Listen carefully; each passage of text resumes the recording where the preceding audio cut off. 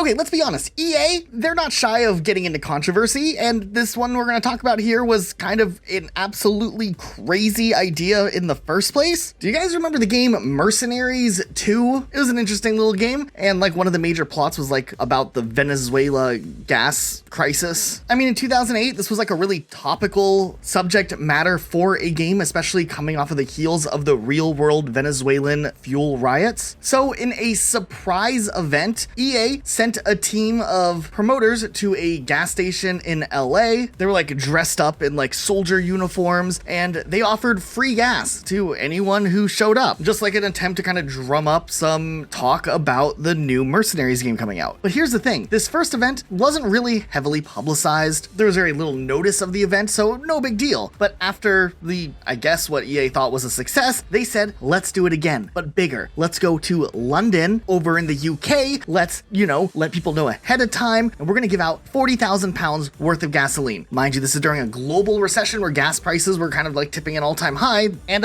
yeah, what happened? Apparently this time around, with people now knowing that free gasoline was being given out, caused a massive lineup of cars queued up to try to get free gasoline. This apparently caused a severe gridlock in the section of London where this event was taking place, resulting in some people waiting for hours, and a lot of people being really aggravated. Apparently there were some confrontations. It was a whole mess, and long story short, EA ended up pulling the plug on the event about halfway through after only giving away about half of the money that they had planned on giving away in free gas. So a lot of the people didn't even get the free gas who technically would have still been eligible. A PR nightmare can not only sink a new game release, but sometimes they can end up being so bad that people are still talking about them years after they happened.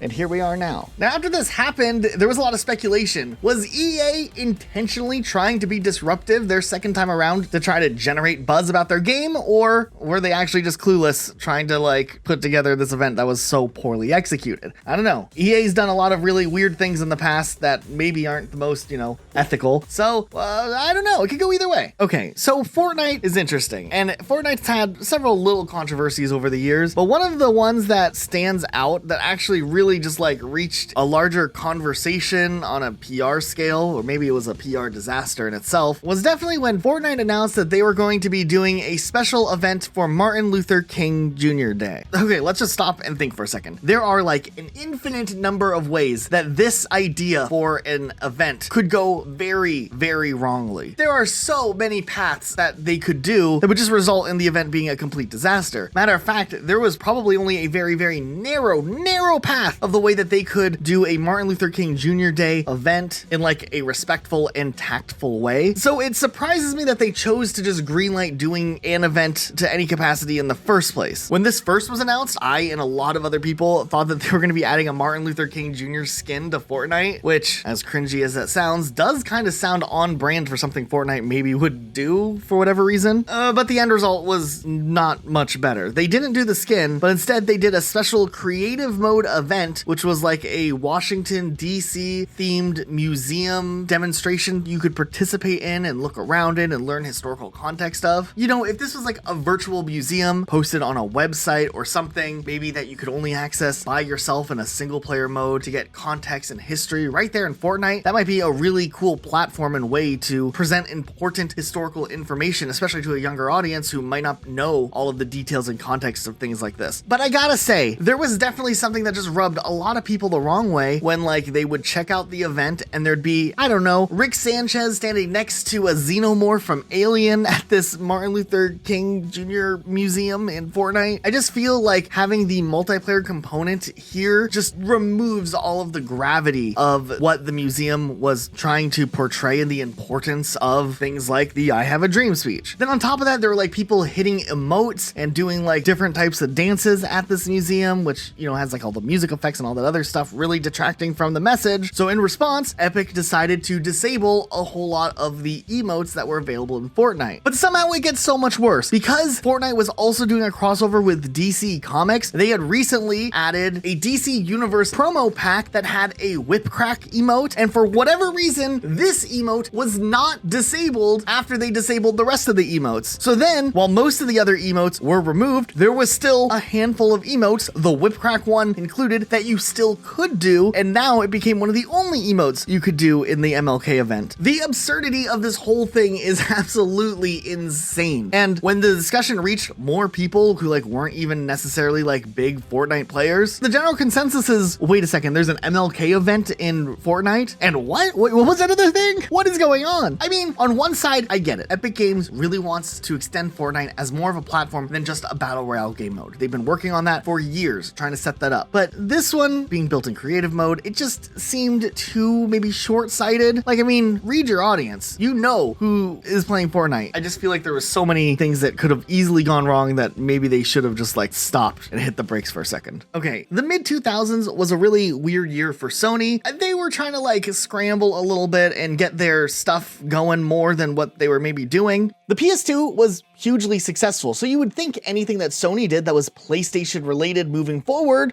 would be, you know, an easy win. But they ended up dropping the ball really hard during this time. Like, for instance, they were trying to promote the PlayStation Portable, which was now being released in the new white color. And even though the PSP wasn't selling nearly as well as the Nintendo DS, Sony still put a ton of money into marketing. And this was one of the billboard ads that they used. I'm just gonna let you look at it for a second, and I don't even know if I have to explain anything here. Now, this billboard was posted in the Netherlands, and apparently Sony made the statement that they didn't think that there was any racist undertones here. Somehow they thought that. And this campaign was set to actually run in multiple European countries, not just the Netherlands. But after enough outcry, Sony actually ended up taking the L and withdrew the poster ad campaign altogether. And yeah, they just tried to move on past this one as quickly as possible. I mean, geez. But honestly, that was just the tip of the iceberg of controversial things that Sony did in the mid-2000s. The whole launch of the PlayStation 3 itself was a bit of a PR nightmare that they caused themselves. Do you guys remember how weird all of those PlayStation 3 commercials were? Like, imagine coming out with your console a year after the Xbox 360 already released. They maybe were just like huffing their own fumes from being so successful with the PlayStation 2 that the launch of the PS3 was not that good. For a while, PlayStation 3 became like the laughing stock of the console generation. The Wii was successful, everyone else was picking up an Xbox 360. Some of you might remember this very obscure parody song about PlayStation 3. Sony, you went wrong with your PS3. I'll just keep playing my 360. Fortunately enough for Sony fans and PlayStation, they did turn the PlayStation 3 around like midway through the console generation and, you know, dropped the price, made the game more accessible. But those first couple of years were rough. Actually, if you remember, there was also that huge Sony hack that really damaged PlayStation's reputation for a while because its online service was knocked out so hard that it was just down for like multiple weeks straight before finally Sony was able to come up with a solution to fix their online servers. It was during the summertime, which is like the worst time for online servers to just be down for a very long time. I mean, Black Ops had come out. This was such a cool time to be online, and that's probably why people jumped on Xbox 360 earlier on. But don't you worry, PlayStation would kind of get its act together, and then Xbox would be the one fumbling the ball for a while. And we'll talk about that in a little while, but first... There's another time Sony had some weird marketing for the PlayStation Portable. In 2006, they made a block that was supposed to be like a real thing, or supposed to look like a real thing, but it was all fake, and it was on All I Want for Xmas is a PSP.com. Now, this blog was run by two people, as far as I can tell. One is called Charlie, and his bio reads designer, artist, player. And then Jeremy, whose bio read rocker, player, hater. And they posted this rap song that, just listen to it.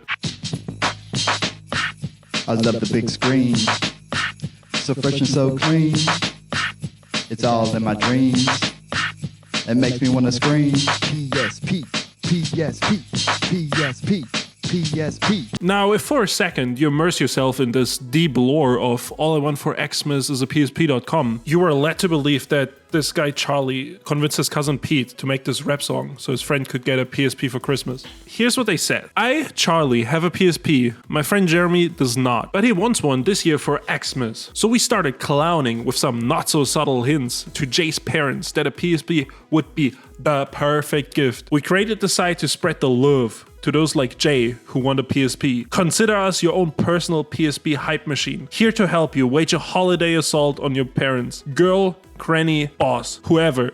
So they know what you really want. It's like all really bizarre, and like this whole thing kind of seemed to be like the caricature of like what kids were on the internet at that time. But obviously Sony's marketing team was behind this. And I think this block wasn't that successful, so they later on added like a little note to the website that read, "Busted, nailed, snagged." As many of you have figured out, maybe our speech was a little too funky fresh. Peter isn't a real hip-hop maven, and the site was actually developed by Sony. Guess we're trying to be just a little too clever. So I don't know, it seems like they kind of backpedaled the whole thing, and I think they shut down the website and tried to take down the video, but obviously there's re-uploads on YouTube that you can find. Okay, this next one, it's a little bit more out there, so I'm going to leave it to you guys to decide whether or not this is technically a PR disaster or a PR genius move. But to promote Dante's Inferno, remember that old Xbox 360 game back from 2011? EA decided at the E3 conference this year to hire a bunch of fake protesters to hold up signs protesting their game. Kind of like in a move of like EA's version of MK Ultra to trick people into, you know, reverse psychology wanting to get Dante's Inferno. So literally they hired like a bunch of these protesters and they stood outside E3 protesting Dante's Inferno because of its depiction of like eternal punishment, hell. I guess this game glorifies damnation. They apparently passed out fake pamphlets, held up signs saying trade your PlayStation in for a Prey Station, alongside hell is not a video game. I don't know what this was.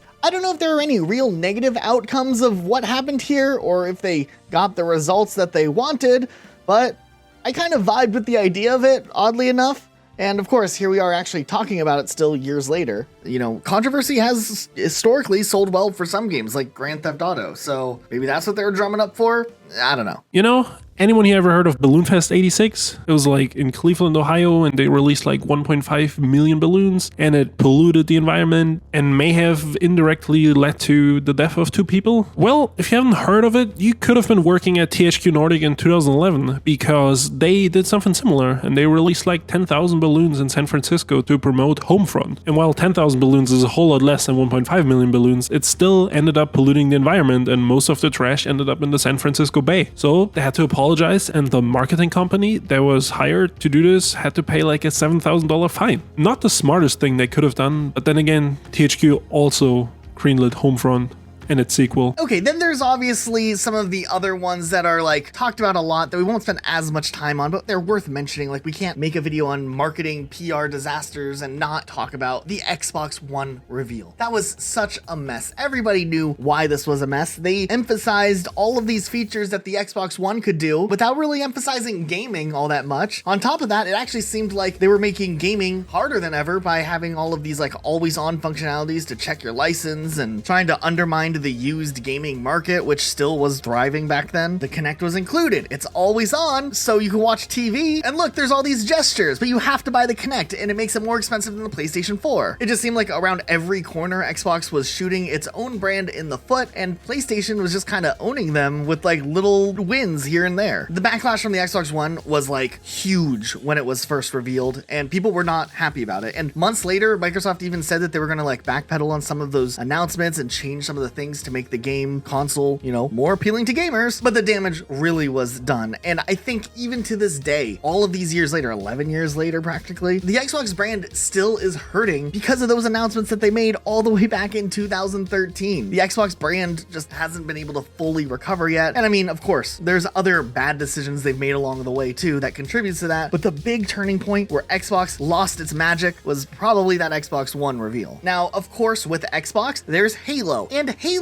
has had one of the longest and most controversial track records pretty much since Bungie stopped making Halo games. 2010 was the last Bungie release with Halo Reach. After that, it's been a different company, 343 Industries, and there's controversies. Now, we're not going to dive into every controversy, it would take way too long. We did a brief history on every single Halo controversy in the past. It is a banger video. If you know nothing about Halo or you love Halo, it's worth watching because we go into every single controversy, whether we agree with it or not. It's all just like a objective so you can understand the big picture, why everyone has these opinions about 343 Industries that they've gained since like 2011. You know, it's a brief little history. But yeah, there's some highlights though that are worth mentioning for sure that are in that video also, like Halo 5's also marketing campaign, which was like this huge marketing showing what Halo 5 would be like. It had Master Chief, it had Locke, they're like facing off. That was never in the game like this, where it was like a life or death situation. It was just like a little fist fight and then they all ran away. There was all these like live action, beautiful looking trailers for about like Master Chief being dead, which didn't have to do anything with the game. It was like a separate podcast. There was a time one of the community managers angrily lashed out at a fan asking about the Halo Wars 2 servers being down for a couple of days and like used the war in Ukraine as the reason he wasn't looking into it. I don't know. I mean, read this. Hey, my friend, I wasn't aware this was down as I was paying attention to Russia bombing a country of innocent people and going through the emotional response of being a father and thinking about my son growing up in a world of war. I'll be following up now on this. What? I don't know. I have to limit myself on all of the Halo talk or else like this whole video would just be 343 for another hour. So yeah, those are some of the highlights, but there's definitely a lot to try to understand. Then there's some other obvious ones that we've covered in the past. There's like Cyberpunk 2077 and its launch and its like long history of like over promising features that would be in the game that were not at all there in the game. Matter of fact, the game didn't even function well on day one on some of the previous gen hardware, which was the hardware the game was initially announced for. Cyberpunk has managed to kind of pull itself back, gain a better reputation moving forward, which is great. But of course, the controversy at the time of the announcement, it was heavy. Similarly, another game, No Man's Sky, fell into the same thing. The game was hugely overpromised, and there was a lot of like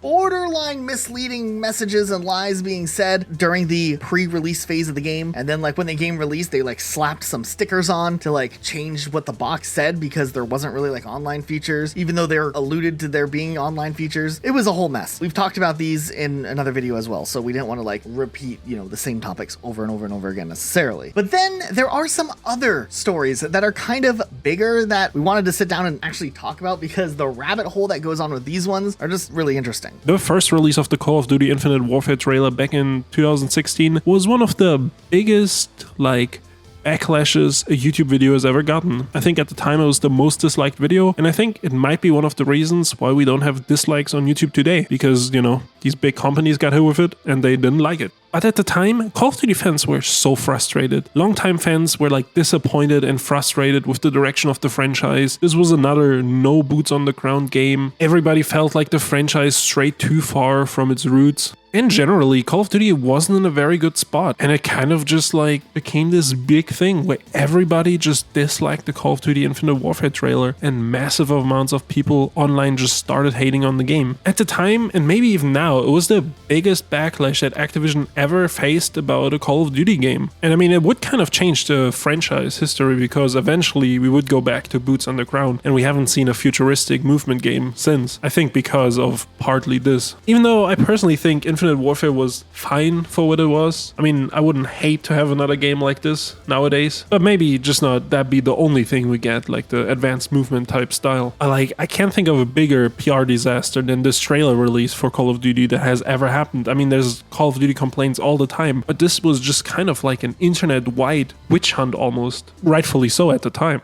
You know, over the years, E3's always been an interesting presentation, may it rest in peace. There's definitely been a handful of cringy moments that have led to like, you know, a little bit of awkwardness. What up, guys? Thank you for having me, EA. If you guys don't know who I am, my name is Jesse Wellens and I am a YouTube creator. So I am here to talk about Need for Speed, Payback. All set aside, I'm a YouTube creator. Need for Speed Payback is coming out. I got my boy Marcus. But there's been other presentations also that haven't really gone all that well. Like, remember when they did that huge Diablo Immortal showcase and all of the fans there thought that we were about to see the announcement of like a new Diablo game, like Diablo 4, which is what everyone really wanted? Diablo 4 was nowhere near close to getting announced back then. And it was just funny, the disappointment and like almost the condescending nature that came across when the crowd was obviously not all that excited about Diablo Immortal. They wanted Diablo 4, and just the whole way this thing played out was pretty amazing. Do you guys not have phones? Yeah, you guys all have phones, right? It definitely didn't help Diablo Immortal's reputation and Diablo in general moving forward for quite some time. I think enough time had passed from the announcement to when Diablo Immortal actually did come out where maybe some people were more willing to give it a try, but I think a lot of the damage was done. People who maybe would have been interested in it were already just like not happy about just the way this presentation came across and just like the tone. And then, you know, the game of course had microtransactions, which everyone expected, and that was maybe why a lot of people wanted a real full Diablo game like Diablo 4. Now, to be fair, the announcement of Diablo 4 later on probably did help Diablo Immortal, but it almost became like a necessary step that Blizzard had to make, because I don't think Diablo Immortal would have done even remotely okay had fans had absolutely no hope for a Diablo 4 sometime into the future. Just a really weird one, nonetheless. There were some other bonus ones like Nintendo's Wii Music presentation. I swear that's the day that many of us grew up and realized, you know, the Wii maybe isn't as cool as we thought it once was.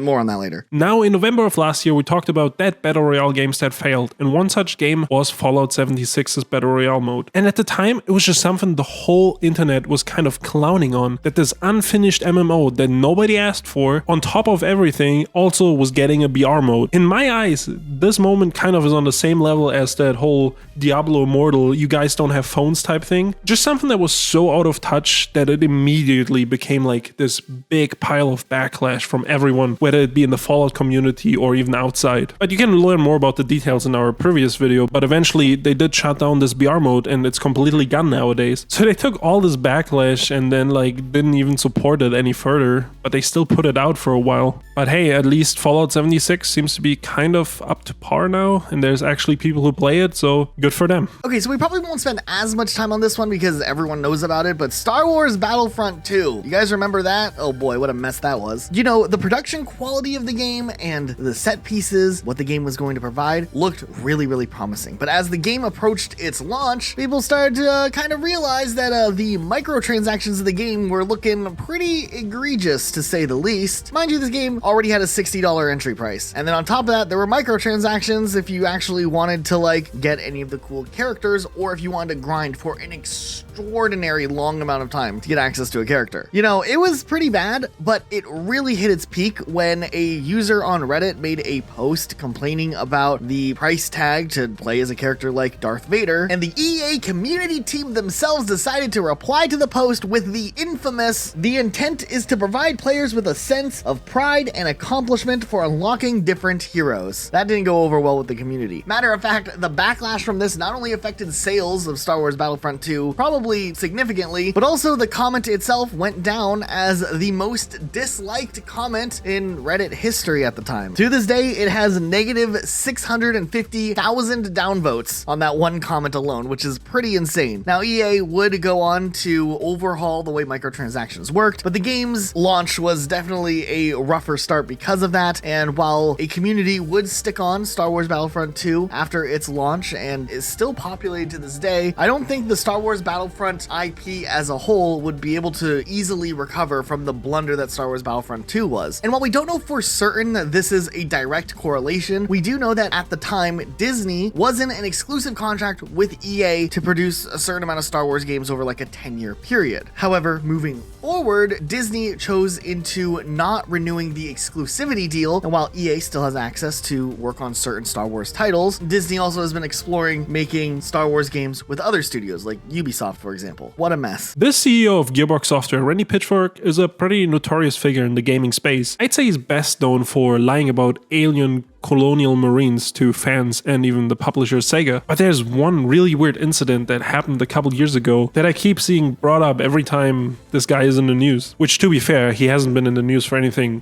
recently that I can remember. But this was a pretty big deal when this happened. I remember the story was really wild. Apparently in 2014, Randy Pitchford was visiting a restaurant called Medieval Times where they have like night tournaments and stuff like that. After he went there, an employee of the establishment found a USB stick that belonged to Randy containing sensitive company information and also, you know, adult entertainment material, like, you know, the real deal. Now, there was some allegations made about the content of this USB stick and the adult films on it, which Randy himself said that the adult material on the USB stick was legal and consensual, which I guess that's good. But it leaves me with the question, why did he whip out this USB stick with, his little adult films and company information at this medieval restaurant and then forget it in the bathroom? And I think it's just one of those stories that will forever be linked to this guy, because it's just such a weird thing to happen the more you think about it. Okay, so this next one is wild, but still slightly video game related. It's definitely video game related, but you're gonna have to hear me out because where we're going with this one, it's out there. Hey, Luke, do you remember like the old arcade game, maybe at like a Chuck E. Cheese or something, where like there's a bear and there's like a wheel and you spin the wheel and the bear like goes side to side and catches like apples? Right, like they fall down into its mouth. Yeah, and you have to just catch it. It's like a really easy game, right? Right. Yeah. Okay, so I don't even know how to jump into this one, but Jared Fogle from Subway Jared. Oh, no. No. Oh, no. Okay, so when all of the stuff, we probably don't need to go into details for the monetization sake of this video, happened where he was facing trial, right? Mm-hmm. But like everyone was like, wow, this is like a big deal. And everyone was shocked this stuff was going on, right? And Subway was like cutting ties left and right. Subway had pretty much like immediately went through like erased Jared Fogle off of the face of like their marketing campaigns and stuff. I think his Subway even closed down, like the one he went to in his neighborhood. The one he lost all the weight at? I think that's gone too. Like, that's how far. They just demolished it. They're just like, yeah, we need to just like let this one go. I mean, that's probably for the better. Yeah. They erased everything of Jared Fogle off of like Subway's marketing, but they forgot one thing, and it's on the kids section of the Subway website, I guess, according to the New York Post. This is back in like 2015, mind you. They forgot to remove Jared's Pants Dance game from the Subway kids section of their games on their website. And it's just like the biggest like yikes moment. Obviously, the game had been up there since before any of the news broke about what was going on with Jared Fogle. But the fact that that lasted and stayed up as the only remnant of Jared Fogle on Subway for a while, for even, I think it was only up for like probably a couple hours after the New York Post like broke the story. Like they quickly got that thing taken down. But yeah, it was a clone of the like Apple game, except it's pants and catching sandwiches instead. But just the fact that it's his pants dance. Like they got it. It's just his pants are not on. That's like the worst like coincidence or like that could have happened, honestly.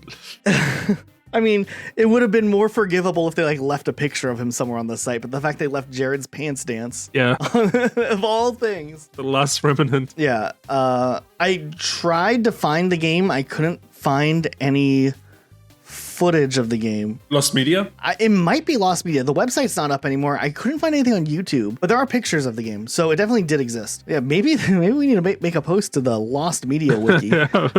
See if some archivists have access to Jared's pants dance. Oh no. It's such a yikes story, dude. Yeah. I thought I was a pro Jared at first when he messaged me. I was like, what? Dude. Pro Jared's pants dance? It'd be like a Sailor Moon outfit instead. I mean, honestly. You can play it. Let's just go on. Okay, so when it comes to other PR disasters, I was unsure whether or not we should spend time talking about Grand Theft Auto. Because yes, Grand Theft Auto, one of the most controversial games, especially when it comes to like publicity and news, because news outlets have always looked at Grand Theft Auto as like the example of violence being bad in video games or inappropriate content being in Grand Theft Auto. But I think these aren't necessarily PR disasters for Rockstar. I feel like if anything, these situations have always helped Grand Theft Auto market to a wider audience and reach more people, because it's that game that's so bad, like you shouldn't play it. It's getting banned places. And then everyone wants to play it, of course. Right. And I mean, it's one of the examples when people say like, any marketing is good marketing, which I don't think is quite true. But like, that's probably like an example of that where like they're getting some bad PR and it's good for the marketing. Right. I think for the most part, I think Rockstar has done that multiple times, enough times where they probably know exactly what they're doing, because they did it again like Grand Theft Auto 5 with like the torture scene that was so controversial. Like they always try to stir up something to maybe make some headlines. I'm curious to see what happens when Grand Theft Auto 6 comes out. There's going to be something, right? Like something is going to, like some story will break that's going to like have people upset, and it's going to end up maybe causing the same effect. I have a feeling they're going to go for it. I do wonder if like that hot coffee mod, which was, if you guys don't remember, it was like a very, very basic level like mini game that was cut from Grand Theft Auto San Andreas, where the character has sex with a woman, but like I think they're fully clothed, right?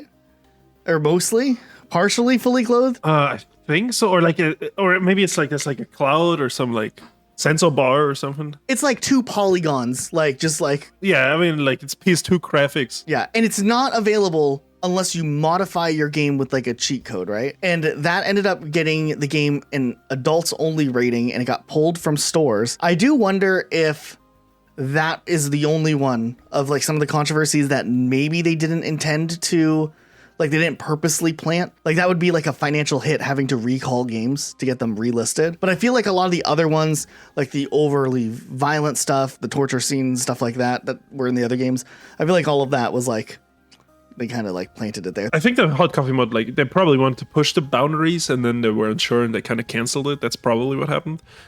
I think that was still made with the intent to be edgy. Right. And they did the same thing with like Manhunt, right? Wasn't there like some sequences that were like way too violent in some of those games, and they got like a lot of buzz and publicity, and then those games sold decently well? Yeah. I mean, it definitely works. And I mean, I don't know if it works as well nowadays though, with how many violent video games there are. Back in the day, it was still like special and like a big topic. I do wonder if they'll lose like it's like, you know, explosive outrage. They're gonna push it. They're gonna do something. They will. In Grand Theft Auto 6 that will make headlines.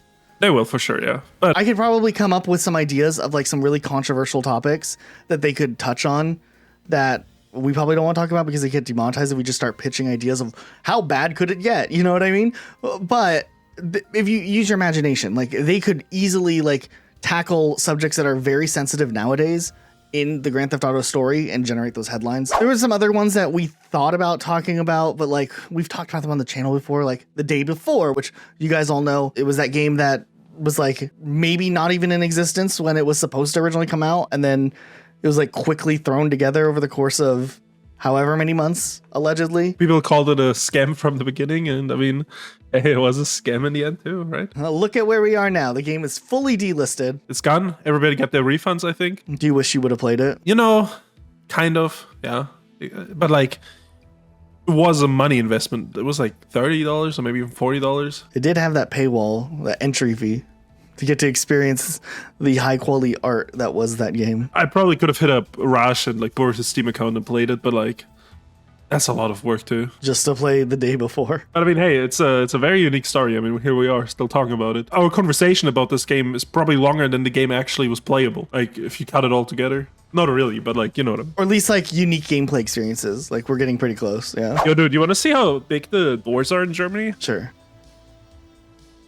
Wait, those are really tall. Now, mind you, I am 6'7", and these are pretty big doors. Why? I don't know, standard door size in Germany, you know. Okay, here's another story. In 2009, Godfather 2 released for like the PS3 and the 360 and like the PC, I think. The first game was pretty well received and a lot of people bought it, and so they really wanted to hype up the second game. So they decided to send out press kits with brass knuckles in them, like an actual weapon. Wait, are those legal? Well, that's where the issues arose, because they sent it to journalists in states like Pennsylvania, where they are very illegal. You know, so there was a bunch of journalists that got illegal weapons from EA delivered in the mail. Yeah, I mean, that's a pretty big mess up, sending around some illegal weapons. Apparently, EA immediately was like, yo, we're gonna send you a package that's paid for to send it back right now. You know, they're like stressing about getting the brass knuckles back. Like EA accidentally became an arms dealer. Now, I wish I couldn't really find anyone who has those brass knuckles, or if they're for sale anywhere.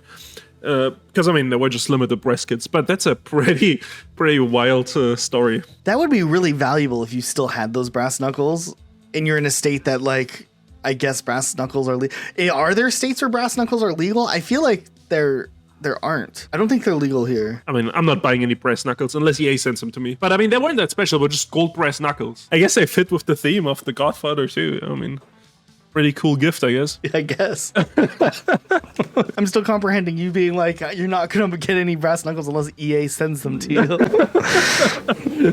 Yeah. Since we're just talked about brass knuckles, there's also the time Capcom lost a bunch of fake body parts smeared with chicken liver in London. I remember that, actually. So when Resident Evil 5 came out, they were like, yo, we're gonna do this treasure hunt. We're gonna hide like these fake limbs. We're gonna smear them with like chicken liver or something so they look realistic and they smell little. And we just kind of hide them around dumpsters in London. And then after all was done, they were missing like a head, a couple torsos, and like 6 limbs. They were just like, they couldn't find anymore and someone took them. Yeah, I remember they like issued a statement asking people to please return the fake body parts that they had hid around the city. They were like supposed to go to like a bridge or something, right? Like, and like shout some stuff like for some secret. It was like an I Love Bees type like ARG thing they're trying to do. I don't think they ever found those missing body parts. Someone maybe has them in their collection. I was looking into this one because I almost wanted to talk about it. And I remember like reading like after they made the statement asking people to please return the body parts, they did a second statement like warning the people who took the body parts that like there's chicken liver on them, so they could be a salmonella risk. So like to not consume the like fake body parts.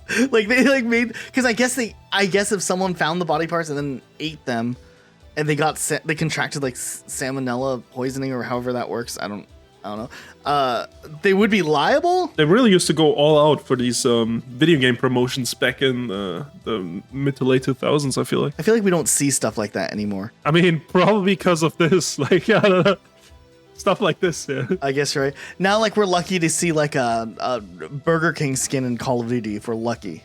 If we're lucky. It's like the hype stuff. Like that's like the biggest thing we get. We mostly just see brand crossovers. I feel like that's the safest way to do it because like there's a PR team at, you know, the publishing company, and there's a PR team at like whatever brand they're partnering up with. So it's like a safer bet rather than just being like, hey, developers, what do you guys have in mind? And they come up with some crazy idea that, you know, incites like panic or something, like the gasoline riots we mentioned earlier. I did find an interesting article on GameIndustry.biz about this and about why, like, in video games, like the PR managers often are like really lost too when handling these subjects, and like they don't take like the precautionary actions for this to happen. It's because like a lot of them aren't like trained PR professionals, right? They're just like game developers or journalists that kind of like fell into that role of PR manager, right? And then like they're just learning as they're going, and that's why like stuff like,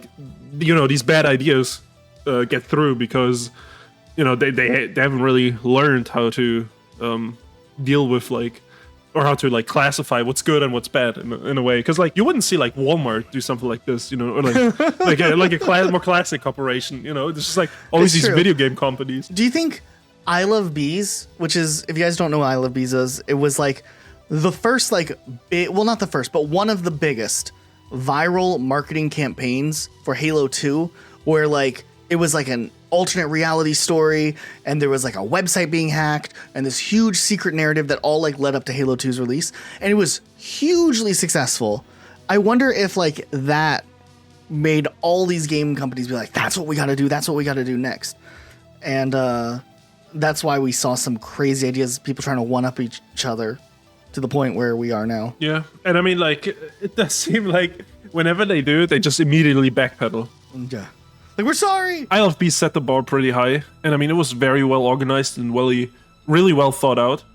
So it almost seems like a lot of these are just like, you know, kind of a half attempt at doing an I Love Bees, and that's why. But then, you know, there's other things that we still need to talk about, like Nintendo. This now leads us into kind of the other side of these PR disasters, but like the things that Nintendo did.